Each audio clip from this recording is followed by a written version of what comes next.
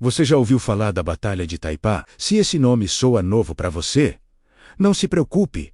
Você não está sozinho. Este é um dos combates mais esquecidos da Guerra do Paraguai. Um confronto que aconteceu logo no comecinho do conflito e que serviu como um presságio sangrento do que estava por vir. Antes de começarmos esta história pouco conhecida, já deixe seu like, se inscreva no canal, o tempo conta e ative o sino. Isso ajuda o canal a continuar trazendo batalhas esquecidas da nossa história. E fique até o final, porque a Batalha de Itaipá guarda detalhes e relatos que quase nunca aparecem nos livros. Vamos voltar para o dia 15 de abril de 1865.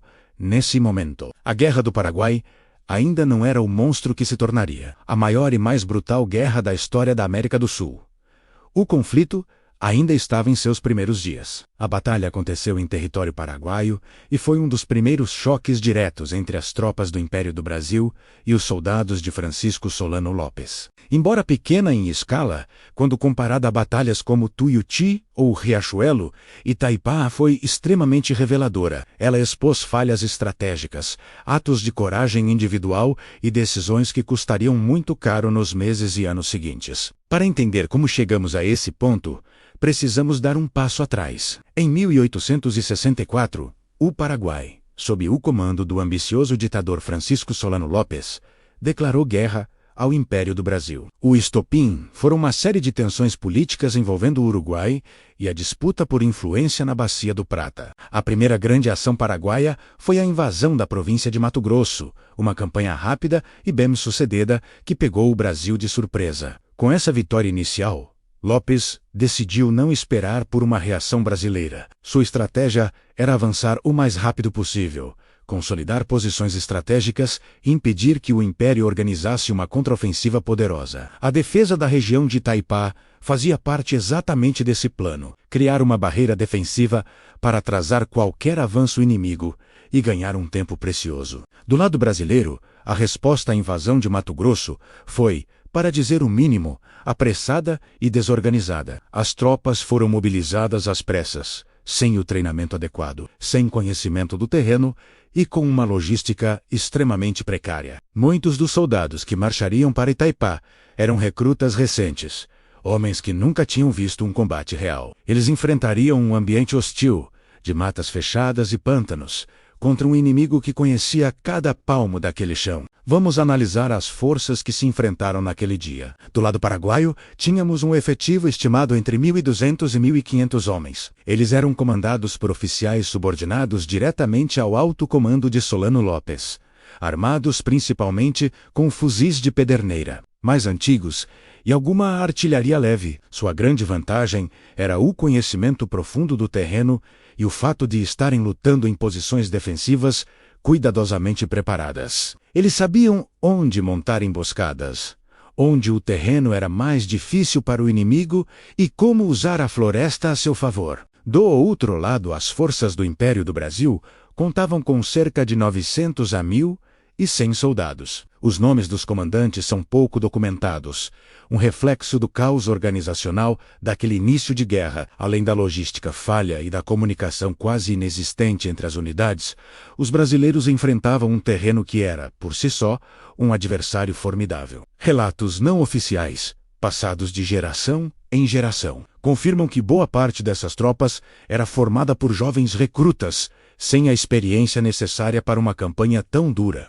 Eles estavam em desvantagem antes mesmo do primeiro tiro ser disparado. O combate começou nas primeiras horas da manhã de 15 de abril de 1865.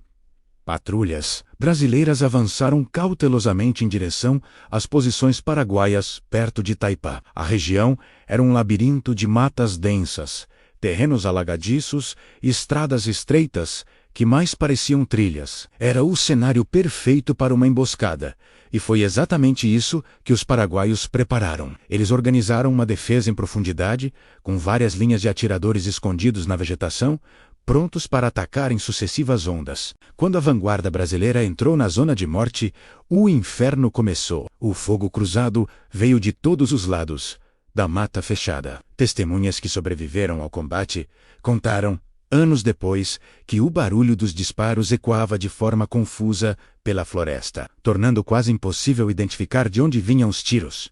Era um caos sonoro e visual. A artilharia paraguaia, embora não fosse numerosa, foi usada com uma precisão mortal, abrindo clareiras nas fileiras brasileiras e aumentando ainda mais a desordem. Os soldados brasileiros, pegos de surpresa, tentavam encontrar abrigo e responder ao fogo, mas atiravam contra um inimigo que mal conseguiam ver. Em pouco tempo, a batalha se transformou em um combate brutal, corpo a corpo. As linhas brasileiras se quebraram, e a luta virou uma série de pequenos confrontos desesperados no meio da mata. Soldados tentavam se reorganizar sob fogo constante, enquanto viam seus companheiros caindo ao redor. É nesse momento de caos que a coragem individual brilha. Relatos não oficiais que não entraram para os registros formais falam de oficiais subalternos que assumiram o comando de suas unidades após a morte de seus superiores, gritando ordens e tentando manter a coesão da tropa mesmo em total desvantagem. Há também histórias de bravura anônima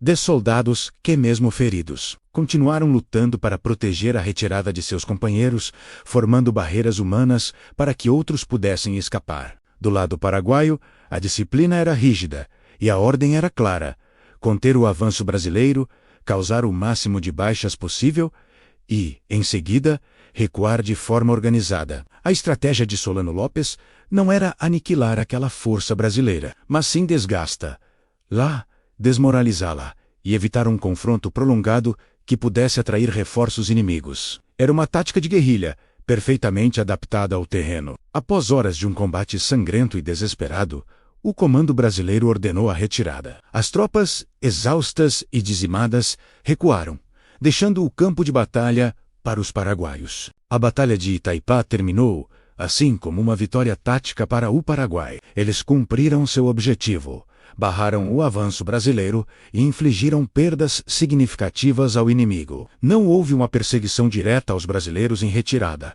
pois a ordem era apenas defender a posição. Falar em números exatos para essa batalha é muito difícil. Muitos registros oficiais foram perdidos, e outros foram deliberadamente omitidos por questões políticas e militares da época. No entanto, as estimativas mais confiáveis apontam para baixas brasileiras entre 120 e 180 homens, entre mortos e feridos. Do lado paraguaio, as perdas teriam sido menores, em torno de 70 a 100 homens, graças às suas posições defensivas.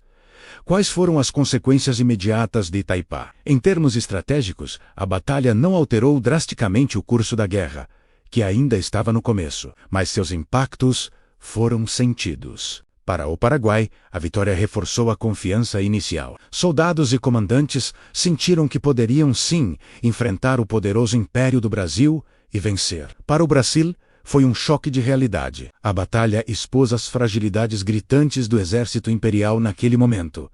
A má preparação, a logística falha e a falta de conhecimento do teatro de operações. A derrota em Itaipá serviu como um alarme, acelerando a reorganização das forças brasileiras. Além disso, o combate aumentou a tensão e a escalada militar de ambos os lados. Ficou claro que a diplomacia havia falhado completamente e que a solução seria decidida no campo de batalha. Meses depois, o conflito explodiria em batalhas muito maiores e infinitamente mais sangrentas, como a Batalha Naval do Riachuelo e a Carnificina de Tuiuti. Mas a história de Itaipá não termina nos registros militares. Como muitos eventos traumáticos, a batalha deixou marcas profundas na memória popular da região. Entre os moradores locais, que vivem perto de onde o combate aconteceu, persistem até hoje histórias e lendas sobre aquele dia. Falam de enterros improvisados, feitos às pressas nas margens de córregos para os soldados que não puderam ser transportados. Contam sobre armas e equipamentos abandonados na mata,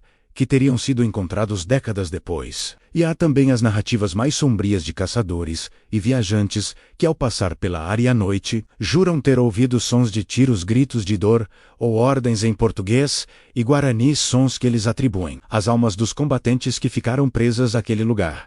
Embora essas histórias não possam ser comprovadas, elas fazem parte da memória oral da guerra, uma forma de manter vivo o sacrifício daqueles homens. No fim das contas, Qual é o verdadeiro significado da Batalha de Itaipá? Ela pode ter sido pequena em números, se comparada ao que viria depois, mas foi gigante em seu significado simbólico. Itaipá foi o primeiro aviso de que a Guerra do Paraguai não seria uma campanha rápida e fácil, como alguns políticos em Assunção e no Rio de Janeiro imaginavam. Ela mostrou que cada metro de avanço em território inimigo custaria muito sangue, suor e vidas. Foi em combates esquecidos como Itaipá que a guerra começou a revelar sua verdadeira e terrível face. Um conflito longo, brutal, e que transformaria para sempre a história não apenas do Brasil e do Paraguai, mas de toda a América do Sul. Lembrar de Itaipá é resgatar a história dos soldados anônimos, dos recrutas assustados e dos bravos oficiais que deram suas vidas no início do maior conflito da nossa história. Obrigado por assistir até aqui. Se você gostou de conhecer essa história, não se esqueça de deixar o seu like, compartilhar este vídeo e se inscrever no canal para não perder os próximos episódios sobre as batalhas esquecidas que moldaram nosso continente. Até a próxima!